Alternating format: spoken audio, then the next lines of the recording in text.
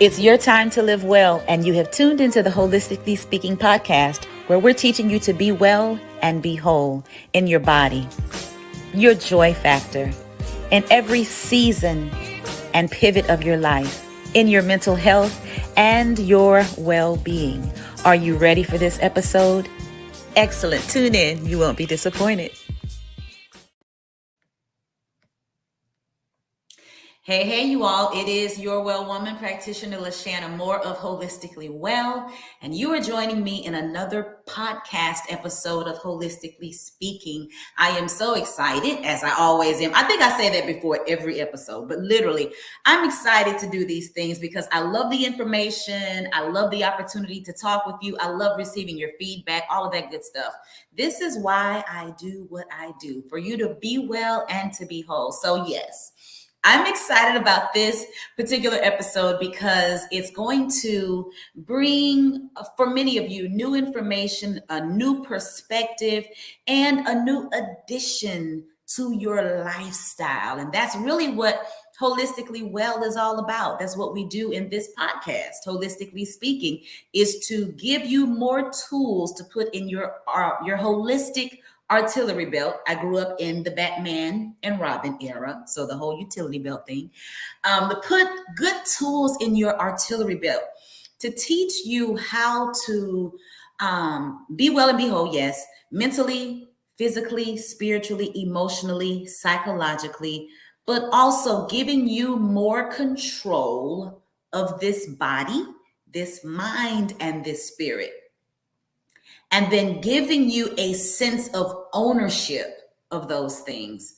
That's my primary goal for you. So welcome to Holistically Speaking. All right, so we're going to be talking about benefits of the sun, looking at the sun in a new way. And like I said in the description, I hear you talking about the sun. What does the sun have to do with me, my health, being well? And furthermore, LaShanna, it's too hot. And I understand that. I get that. Let me pull this up. Before I share anything with you, I am going to put up my disclaimer. If you are watching, you're seeing it. If you're listening, you're hearing it. Information shared on these episodes are the beliefs and opinions of the host. Health topics are not designed to treat or cure medical issues. Please consult your physician. Our spiritual episodes are from the foundation of our Christian faith.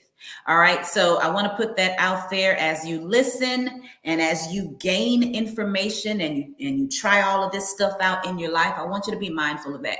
So there are a lot of benefits of the sun. Here's something that I want to frame the beginning of this conversation with. And that is this: we are living in a constant rhythm. We're living in a world where the rhythm is constant. At some point of every time of day, people are going to be awake. Somebody's going to be on the freeway. Somebody's going to be awake in their home. Someone's going to be on social media, all that kind of stuff, right? And then we live in an environment, our external environment, that teaches us how to either embrace the natural elements or to reject it. Now, that is based on your personal preference as well as your geographical location. So I get it when you talk about the sun being hot, because I live in a sweltering hot region of the world, the great state of Texas. And Texas is known to getting hot during spring and summer because it doesn't wait until the summer. The spring is like, got you, I'm here. What you gonna do with me? And because of climate control or the lack of control, it's getting hotter and hotter. So I want to talk to us about how to work smart with the sun to get the benefits of it. Here's another thing that I want you to consider. Many of you, not all of you, many of you are working in an artificial blue light environment. And you're working in that environment for hours upon hours every day. And the things that we have to be mindful about being exposed to artificial blue light is that it increases the risk of depression.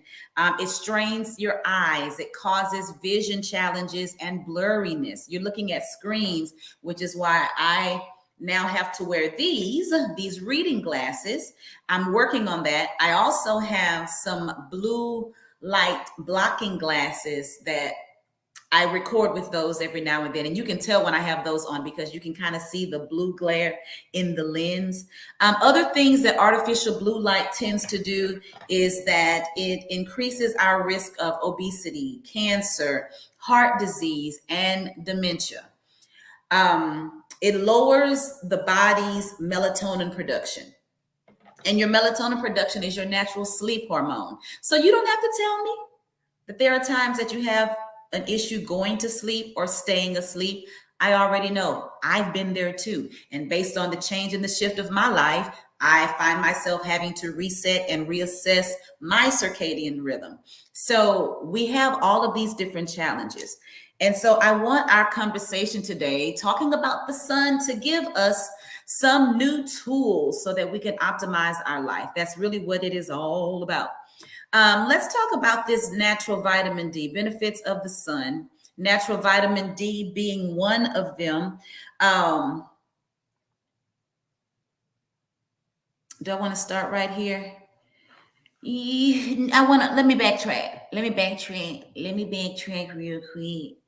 Okay, because naturally I wasn't, here's another disclaimer. Naturally, I wasn't a sun lover, a lover of sun. I like the sun and what it represents and how holistic and spiritual it is and all of that. But I wasn't a big lover of the sun or outdoors until I moved to LA and I learned how linked melatonin, serotonin, dopamine, mental health is with outdoors. First of all, it's tough living in LA. I lived 15 minutes from the beach, and on days that just sucked, that weren't great, I could watch the sunset. I could go to Manhattan Beach, watch the sunset, or just put my feet in the sand, watch the water, watch other people on the beach. A lot of people would like to meditate, practice their yoga, stretch, or enjoy their family or their animals. And those things I discovered really made a huge difference for me. And it taught me a lot about stress management and just how powerful the sun reacts to me, how it has the ability to change the way that I feel. And so if you are avoiding outdoors because you're not accustomed to outdoors, or maybe where you are geographically, there's a lot of chemical exposure. There's a lot of industrial stuff here where I live as well. I want to kind of work around that in this conversation with you. I wrote notes and I really try to stay with my bullet points. That's why I was like, let me go back real quick. But all things within their proper place when it comes to sun. So we'll go into all of that stuff like that right there. All right. So now, benefits of the sun. Let's get to it. I've got a few that I want to talk with you about. If you're watching, you'll see it on the screen. If you're listening, listen for it, but also watch the Well Life TV. So vitamin D is going to be one of them. So our bodies already produce vitamin D. The sun is also a great production of vitamin D for us. Now, vitamin D is a hormone. It's a hormone that many of us, I think studies have shown, and it's going to change a little bit, but studies have shown that at least 40% of the population is deficient in vitamin D. And if you are a melanated person, I dare to say that those numbers are probably even higher, because we don't tend to naturally favor the sun. But vitamin D is your natural supplement. So the sun can be considered a natural supplement. Now, what you want to do is you want to plan your sun exposure. That's what I did. I came in, which is why you see me dressed the way I am. I did my morning walk. I have certain days that are scheduled for my morning workout, and those are indoors. And I have certain days of the week that are scheduled for a morning walk or a morning jog or morning hit circuits outdoors, but they are planned. And I'll talk about that in a moment. So you want to plan your sun exposure. Another thing that I really love about the sun naturally, vitamin D, a natural hormone, is that it helps to fight inflammation. It helps to fight a lot of hormone irregularity. How is that?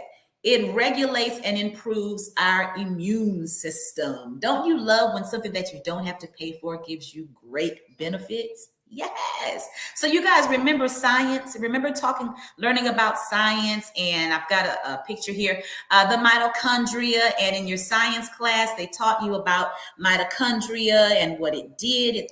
It provides ATP. ATP is a molecule, and cell transportation was important and provided by mitochondria.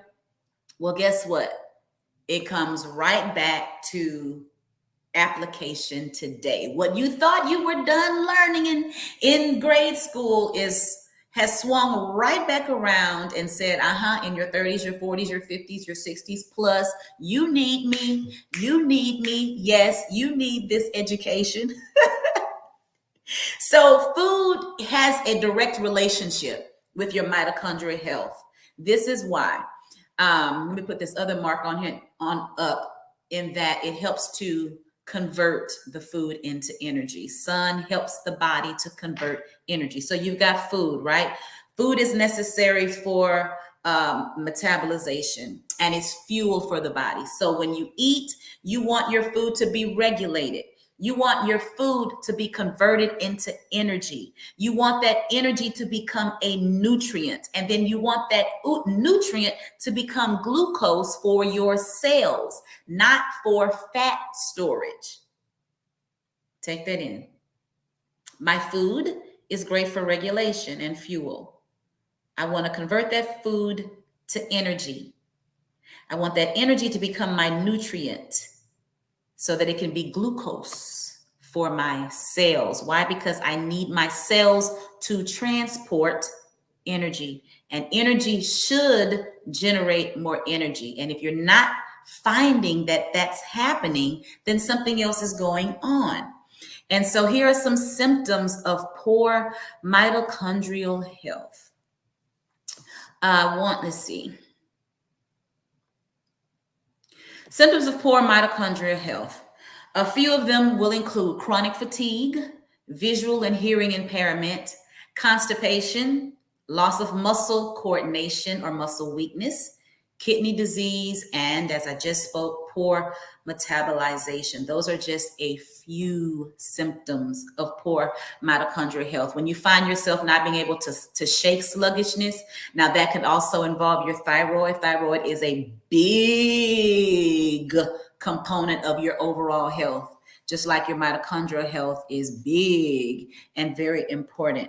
But when you find yourself having these symptoms repeatedly and chronically, it could be possible that you have poor mitochondrial health. So I want to talk about that. Leads me to going back to what this topic is about, what this conversation is about, the sun, and how the sun can give us better benefits. Well, let's talk about sun and our skin.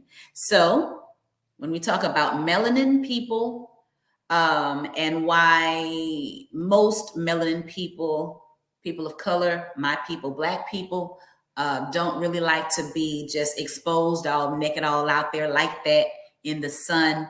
It is a bit uncomfortable, but there are a lot of benefits to having melanin, in that the melanin pigment absorbs UVR, which is ultraviolet rays. And then it also protects underlying skin from damage caused by UVR. So there is a difference in different types of sun layers. UVR, UVA, UVB. We'll go into that because I want you to know, I don't want you to be paralyzed by, oh my God, sun. No, I'm sorry, I hear what you're saying, but I can't go in the sun. I want you to know the hows and the whats and the whens. So it's been shown that in general, the white population can get a pretty good amount of vitamin D. Those of you who are listening, a pretty good bit of vitamin D with short spurts of 10 to 15 minutes, like a lunchtime or a short break, about 10 to 15 minutes. And then for brown skinned people, we need 20 to 25 minutes and sometimes more, because we tend to be more deficient. And this study, which is a medical publication, this study stated that includes not just your face and your hands, but legs and forearms. So the more of your body that is exposed to the sun during this time frame that's recommended, the more benefits that you're going to gain. So can we talk about preparing for sun time? You don't want to just, as my dad would say, haul off into the sun and just be, okay, I'm out here. I'm out here, son.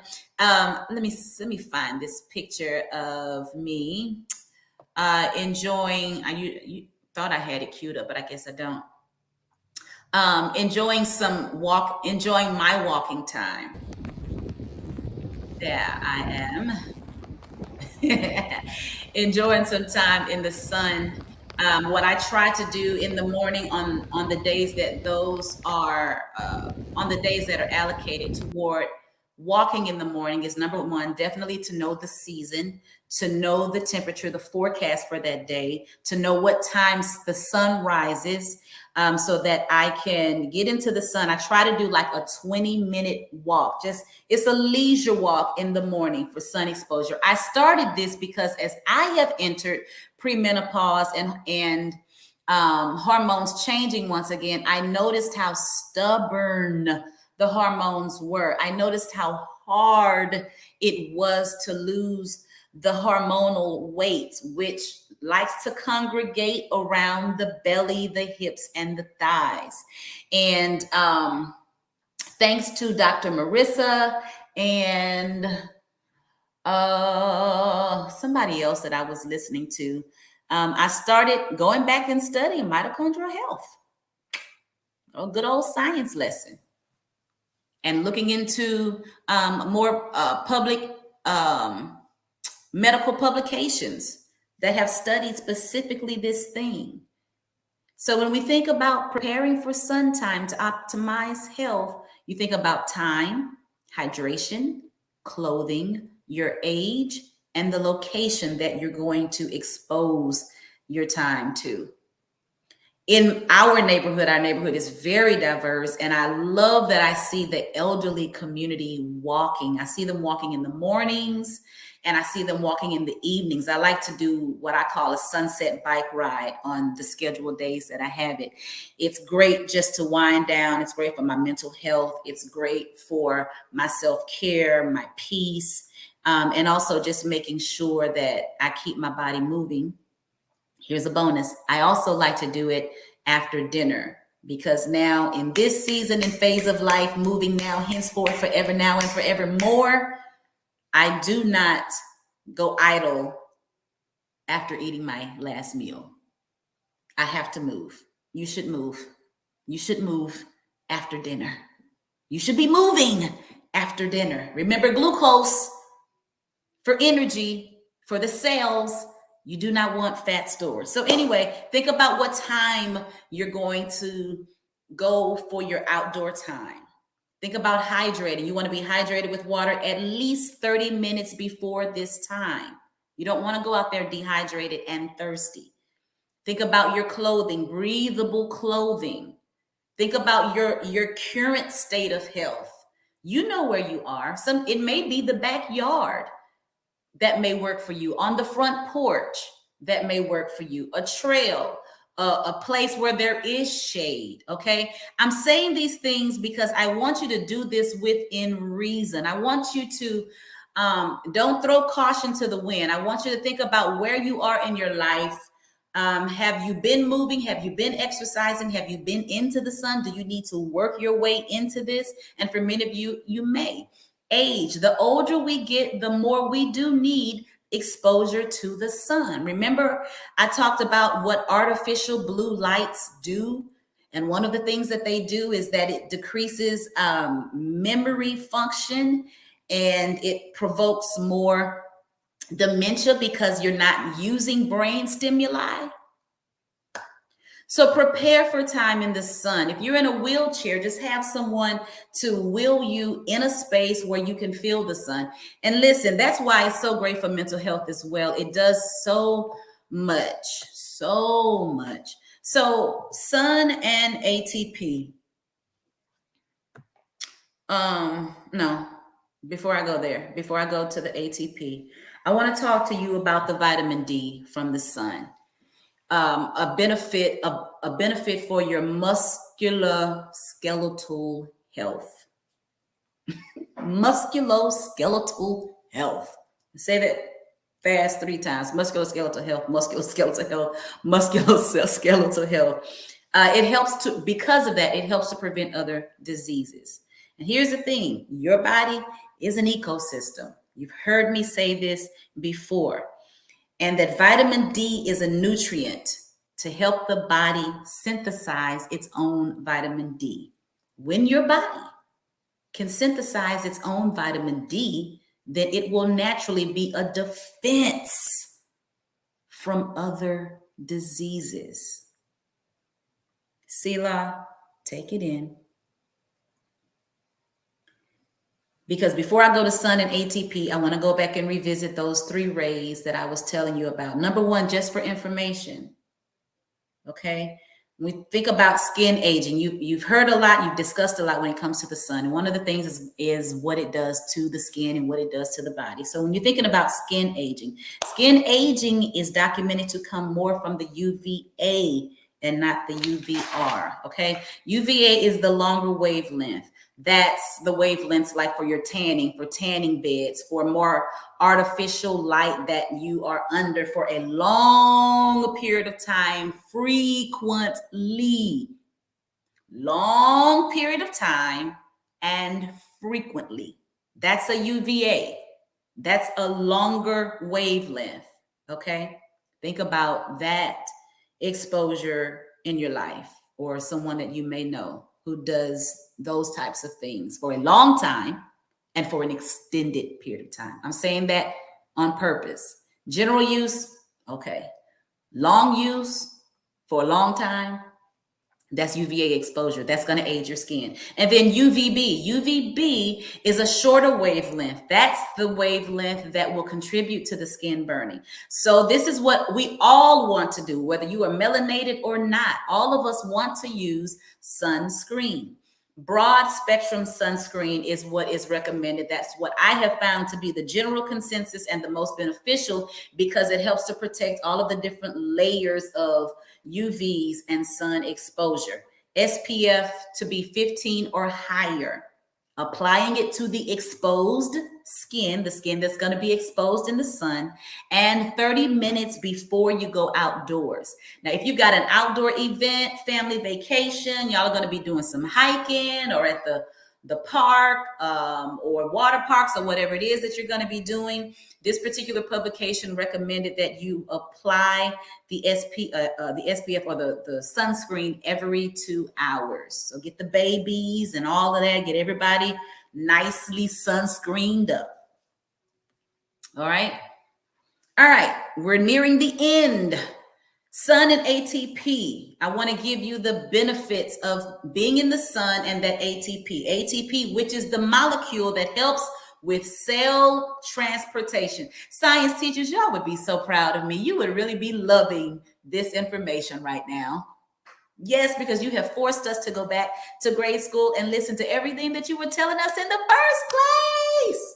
So sun and ATP is going to provide cellular respiration. What does that mean? As I shared earlier, it's going to give you more energy.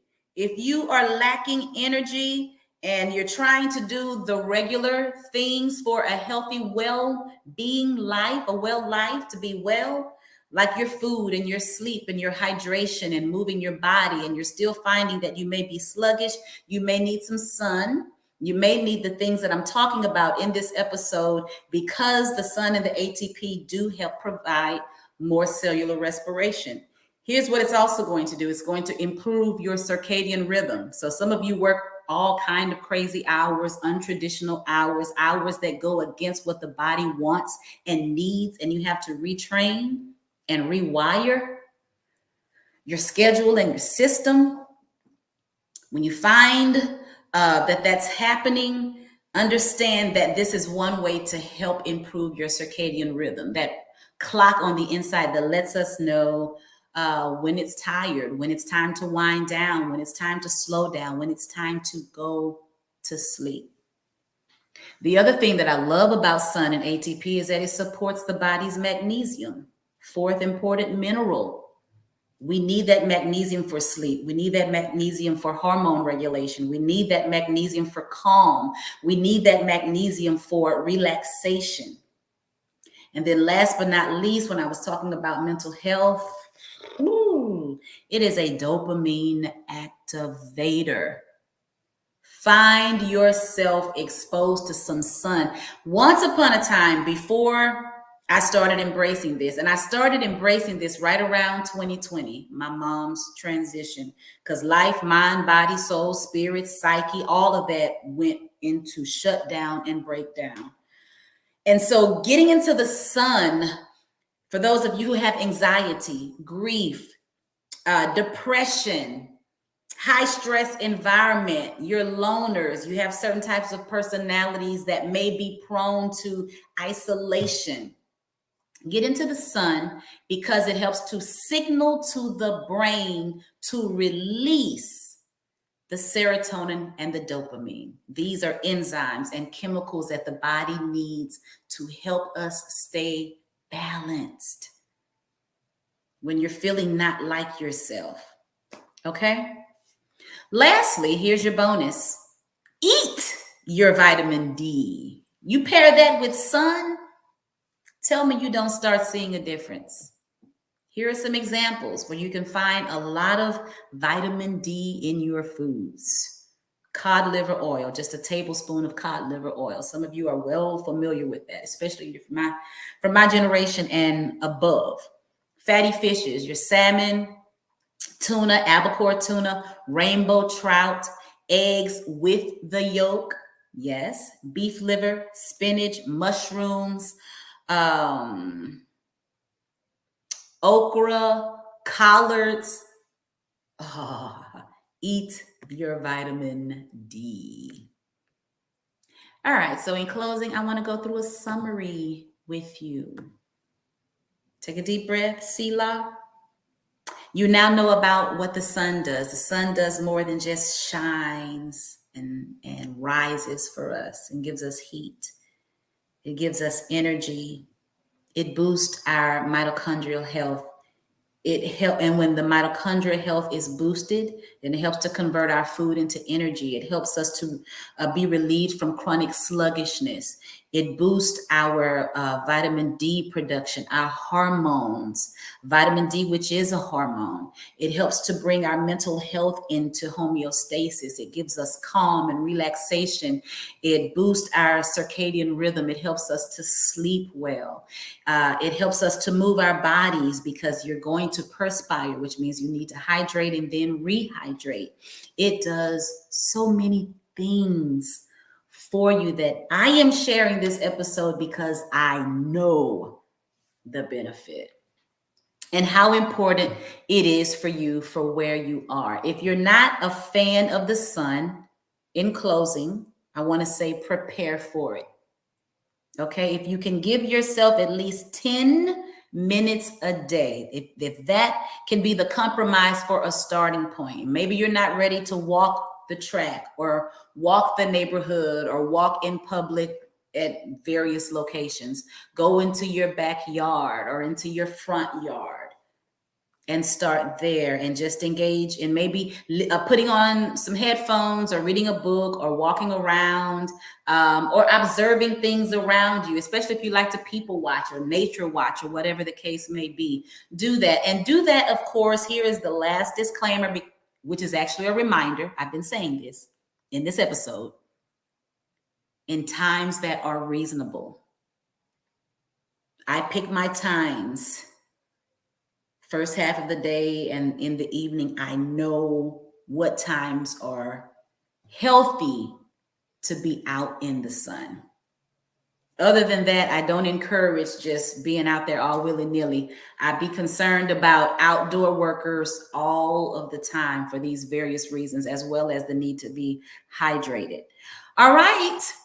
Thank you so much for listening. I thank you for joining me. I hope that you have been inspired and ignited and encouraged to find yourself in some sun. Report back to me and let me know how you enjoyed it. You can send me your feedback at holisticallywellcenter@gmail.com. Thank you so much for listening, and remember, be well, be whole.